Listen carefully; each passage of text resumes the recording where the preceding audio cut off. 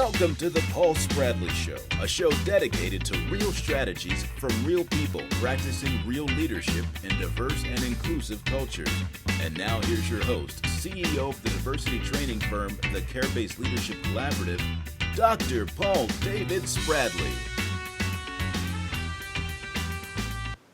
Hey friends, how are you? It might be chilly outside, but it is warm in my heart.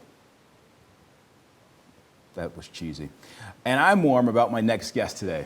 Nope, that's not a great transition, so I'm not going to say that one. Forget that I said that. I'm excited.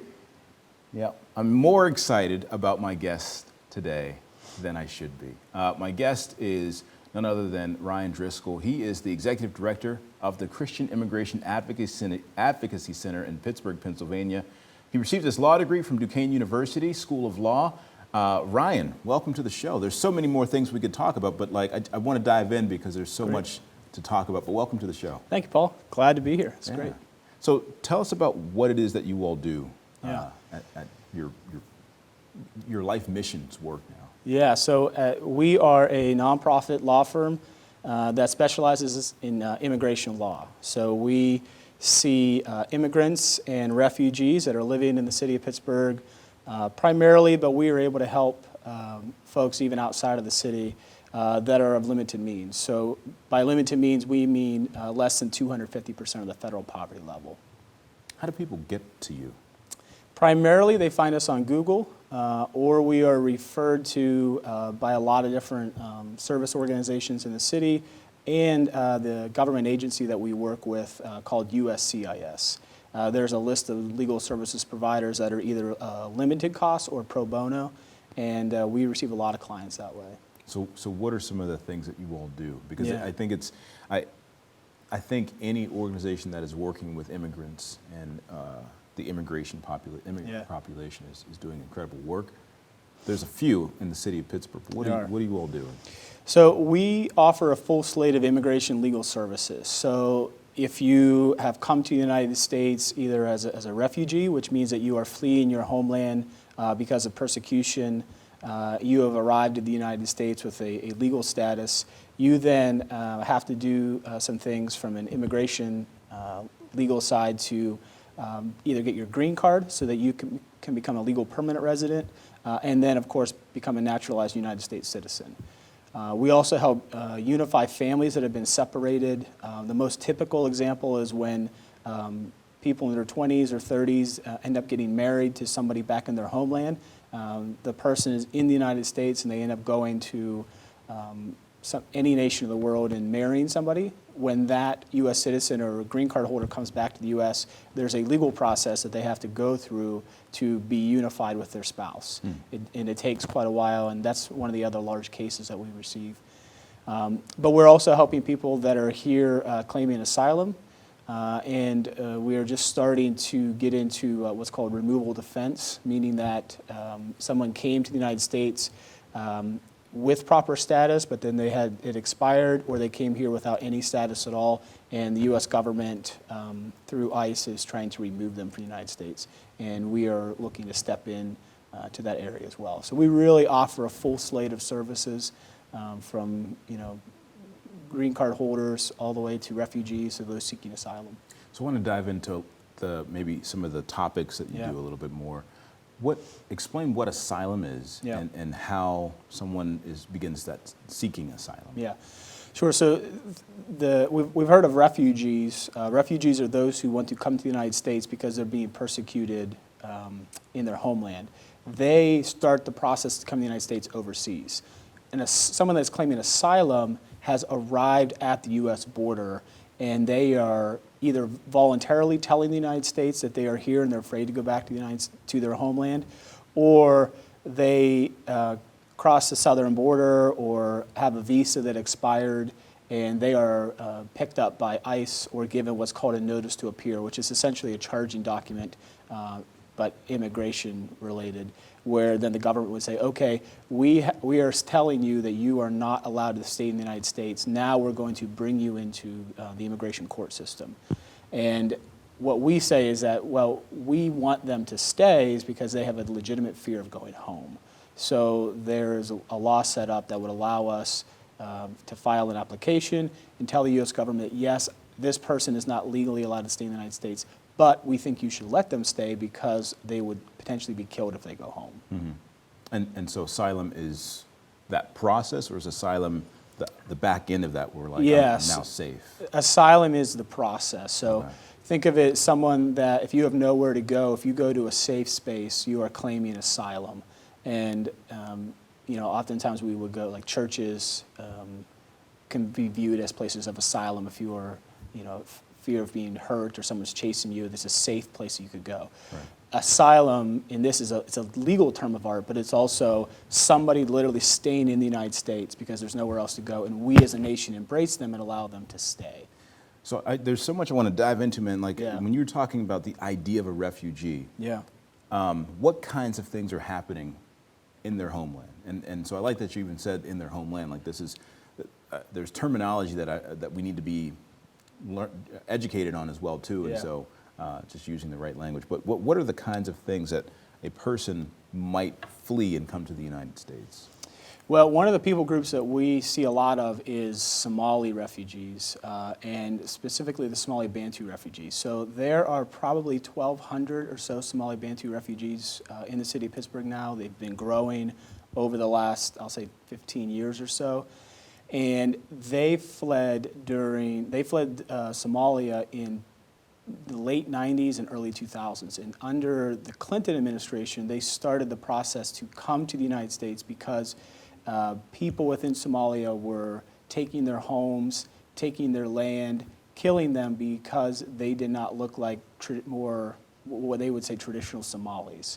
And so they had to flee from where they lived in Somalia, which was called the Juba River Valley. It was a very fertile area, and they had lots of crop, and it was great for farming. And during the civil war in Somalia in the 1990s, they had to leave because they were being targeted for their land, targeted for who they were. And so they flew to surrounding nations around Somalia in Kenya and Yemen and Djibouti. And then once they get to what are called refugee camps, they stay in these camps until they can work with the United Nations authorities, because bringing another organization in, but the United Nations oversees all refugees through a department or agency within the UN. They run these refugee camps. So if you are being targeted and persecuted in your home, you have to leave. Hopefully there's a camp around you, and in this case there was. And then a lot of people from Somalia went and lived in the camps for like 5 to 10 years.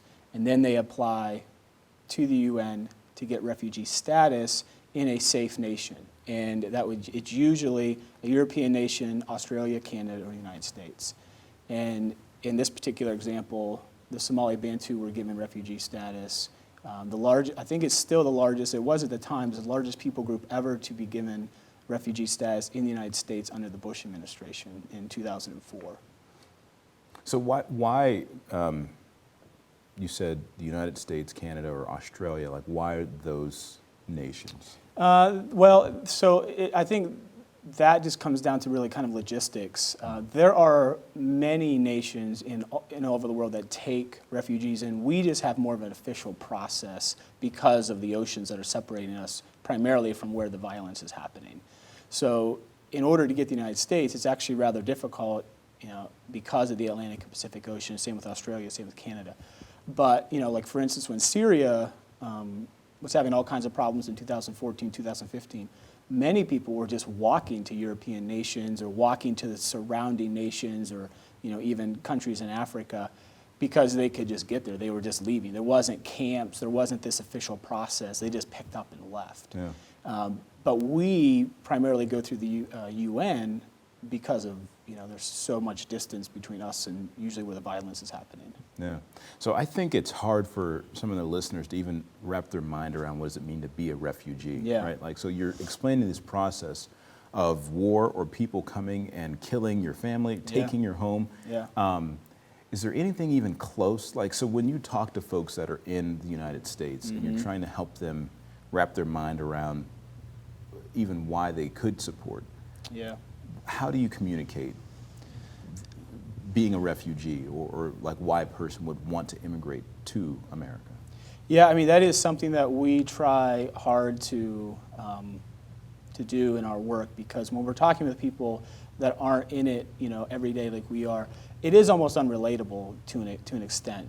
When you hear the stories of people either coming to the United States as a refugee, or those who are now coming to our southern border through the what has been labeled the migrant caravan, there's really not a lot of difference between those folks that are living in El Salvador and Colombia, Venezuela, Honduras. Those countries are called I think it's called the Golden Triangle, or there's 3 countries basically in South America and Central America that have had extreme amounts of violence and drug problems for a really long time, to where you can barely even function in society because your kids are going to be recruited for gangs, your businesses are going to be stolen from you, they're going to extort you, they're going to target you, and that's simply because you're living your life. So what I try to do is I try to work hard to try and help people understand, think if you had a regular job and all you did was try to raise your family, and people would show up at your door and recruit your kids, your boys primarily, and target your girls because they wanted them to become part of the gang, to continue this cycle of violence and drugs and sex trafficking as well that happens in that particular part of the world. And they're not doing anything, they're not bringing it on themselves. So you come to a point in your life where you're like, okay, we have 0 prospects for work, we're being targeted and threatened every day by the gangs, what do I do? And it's so bad that these folks are deciding to leave their land and walk 3,000 miles to the United States because there is no other place to go.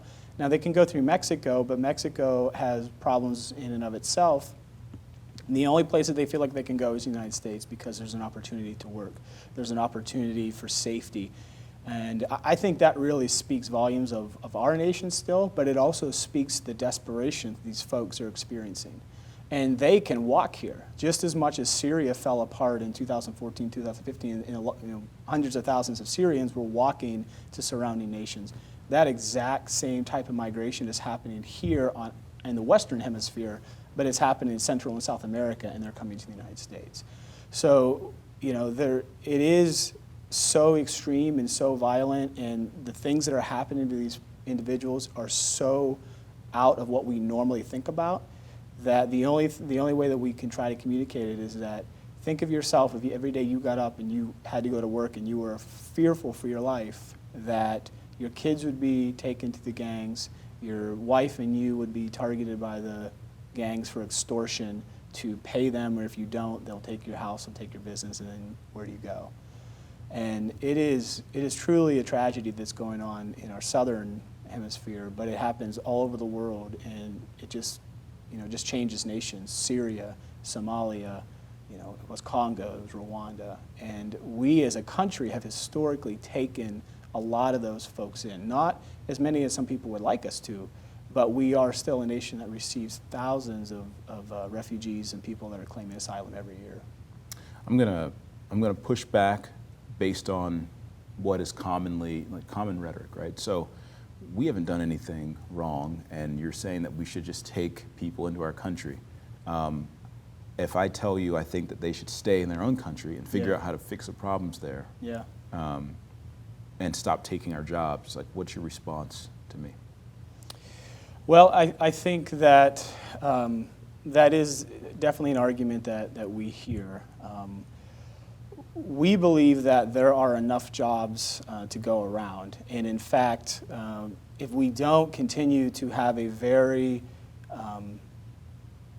I'll say, fair and streamlined process to bring immigrants into the United States, whether they're people that are claiming asylum or claiming refugee status, but just an immigrant in general, someone that's coming to the United States, if we don't have the ability to bring those folks in, then the economy will suffer as well. So it is true statistically that people on the lower end of the income scale do suffer more than people in the middle or higher ends when we have a large number of refugees or large number of immigrants coming to the United States.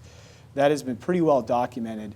But the trade-off is that if we don't keep a supply of people that are willing to come in and start from nothing, we as a country will actually suffer over the long term economically. Most of the time, you can read the statistics that immigrants that come to the United States are some of the hardest working, most determined people that you ever meet in your life. And we need people. That is not to say that Americans are not. This is not meant to compare Americans to immigrants in any way. But it's very well documented that they come in and they want to start businesses immediately. They want to make a living for themselves. And we need those folks to come into the United States to keep the country going at a pace that I think all of us want, which is continued economic expansion, continued opportunity for ourselves and our children and our children's children. And the economic benefit that we gain over the third and fourth generation is just a multiplier effect. So I understand the argument, but I think it's a little short-sighted into what we gain as a country overall when we bring immigrants to the United States. Dude, you're such a lawyer. Like, that was such a good answer. But here's the thing, man. Like, I had to smile because at one point I asked this question and you said, there's enough jobs for everybody. And like, I wanted to laugh. Here in Pittsburgh, the inflection point study that all the big corporations and nonprofits have reviewed said that in the next 10 years or so, we're going to be short 80,000 jobs. Yeah. In Pittsburgh, right? Like, and that's because baby boomers and because the city itself is having a hard time retaining talent. Yeah. And there's been a decline in babies that are born in this region.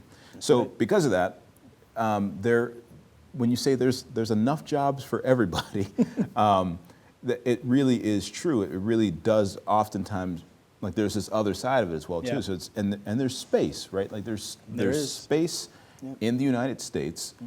There are unpopulated areas where so I think that's a thing, probably another argument that you have to navigate as well too. Like, well, Pittsburgh is already overcrowded. Is it? Because Pittsburgh public schools have closed down. Right. Yeah. There's been a big contraction. Like 20 schools or so in the last few years because the population is declining. So there's homes that are opening up, but there's also space. There's land. Yeah. I think also the other kind of unspoken point of that argument is that it's coming from the viewpoint almost as like there are limits to what we can do.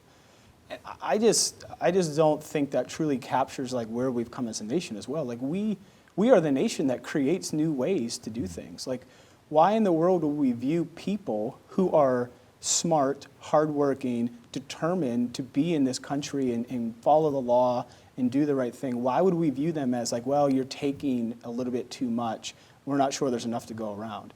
That is very backwards thinking and limiting thinking. We should have the viewpoint is that we need a process. It has to be that we should have a process so they can follow it. It should be fair. There are fees. But at the end of the day, you should be awarded a proper status so that you can get work and own a home and do everything that any American would do, because we want you to come and create for this country, because now you're part of it. You're not an outsider. You are in. You're one of us. And let's work together to come up with solutions to the things that our nation's facing. And we need people that have different viewpoints, have different perspectives, different backgrounds to come and help us get even better than we already are.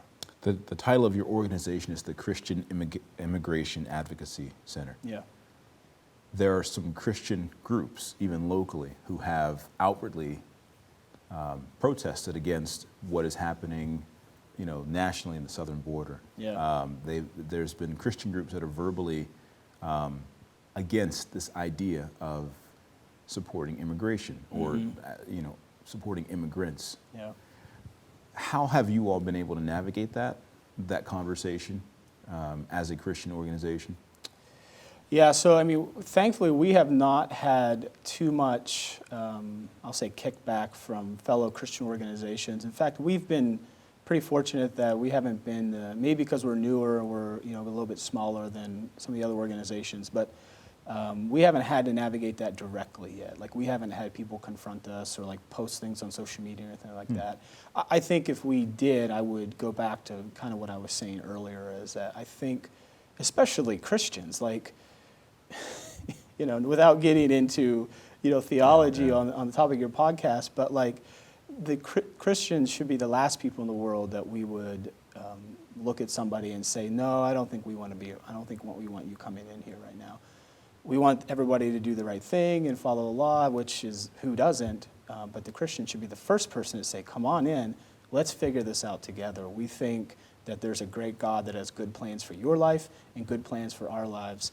Let's do this together. That's awesome. Yeah. That's almost like a tease to a future segment. So we're going to have a series in the podcast where we're talking with folks that are from the Christian faith, from the Buddhist faith, from the Muslim faith. Yeah. Because within every major world religion is this idea of loving your neighbor. Right. There's a theme that is in every world religion about this idea of love, including atheism, around this idea of having compassion for the other. Yeah.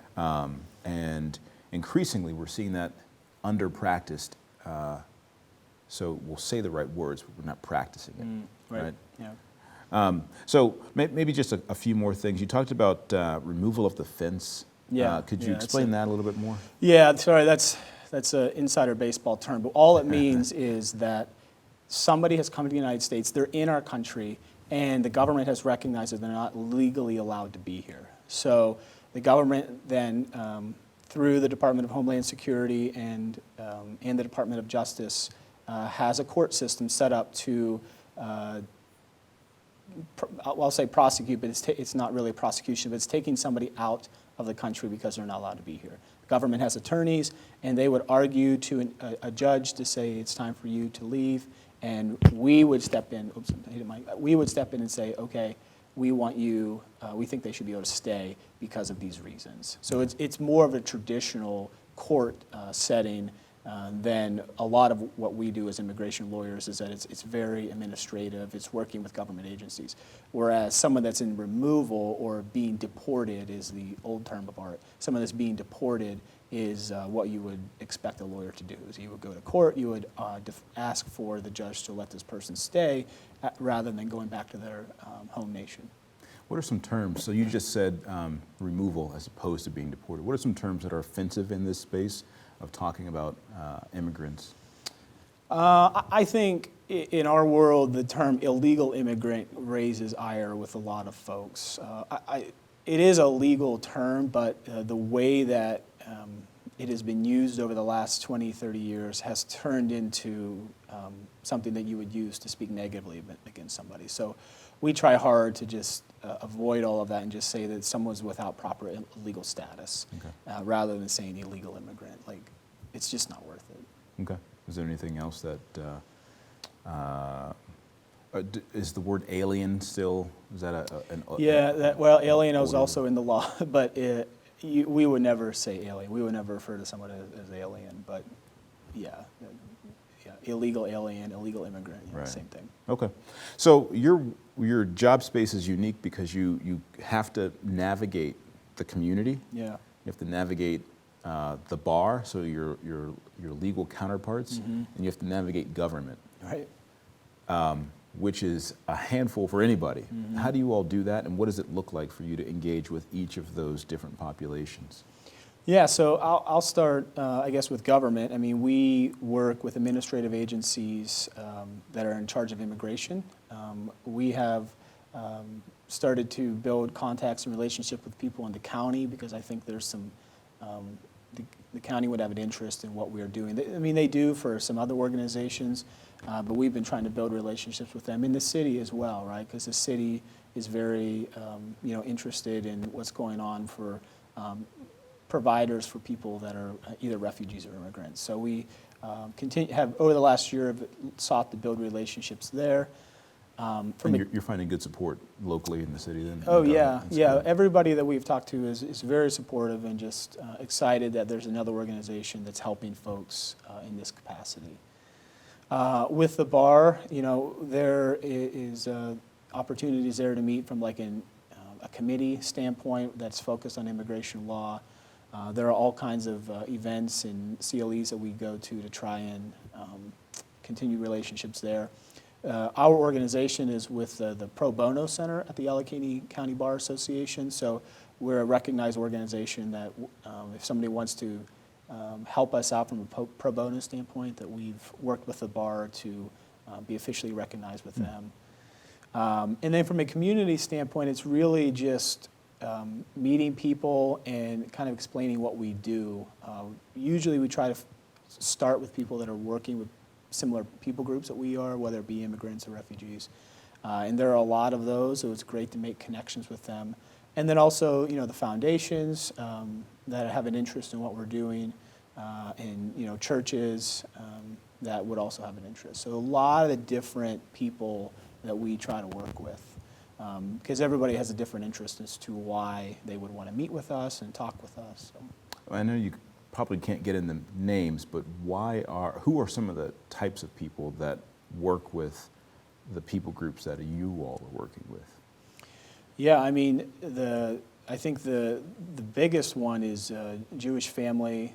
They have all kinds of services for immigrants and refugees. It's a phenomenal organization, very large, very established, doing great work.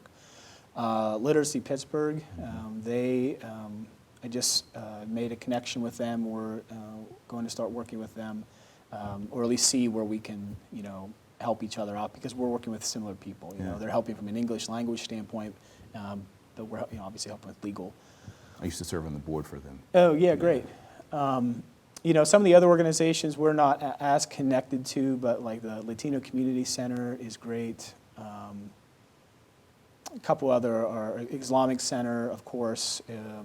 All these Pitt Law, the University of Pittsburgh Law School has a immigration clinic. It's led by Sheila Velez. They have some great work going on with the removal defense. So people, again, they're the government saying you need to leave the United States.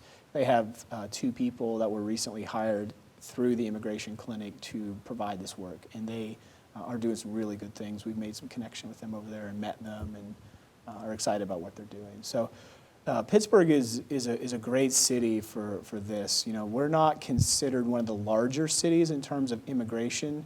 You obviously would think of the coastal cities in Texas and California, but Pittsburgh has a lot of immigrants for a lot of different reasons, and it's been great to kind of start entering that community of people that are serving them, and we're another organization doing that, and so it's been really great. We've got about 60 seconds left. Is there one hope that you have for the city of Pittsburgh in this space of serving immigrants? My hope, I guess, would be that Pittsburgh would continue to truly be known as a welcoming city. So Pittsburgh is a welcoming city. That's why we have refugees that can be placed in the city. But I think the organizations that are currently working, our organization, and then new organizations that haven't been created yet, that are focused exclusively on refugees and immigrants, because they have a lot of needs. They want to start businesses. They want to understand how to just do things that we take for granted, and there is a big need in people. If they have a desire and are willing, you can find a place to get plugged in, and I think it'll take down to the individual level of people saying, I want to help and I want to work on this, and then Pittsburgh will maybe become even more known than it is as a welcoming city. You have a website or a place that people can find you? Yeah, check us out on Facebook. Just search for our name, Christian Immigration Advocacy Center, or go to our website. It's all letters, ciacpgh.org. I think you mentioned being in the show notes. I'll put that in the show notes, yep. ciacpgh.org. We'd love to connect with you. Love to hear from you. That's awesome. Thank you so much for being in the show. Yeah. Man. It's been a pleasure. That's our time. I'm grateful for you for listening and watching the show. Do me a favor, please subscribe to the podcast if you're listening. Also, I'm offering a free consultation to learn how we might work together and increase your revenue and organizational culture within your company. Connect with me on social media at Dr. Paul Spradley, or share my information with your organization. Have a fantastic week, and please keep on caring.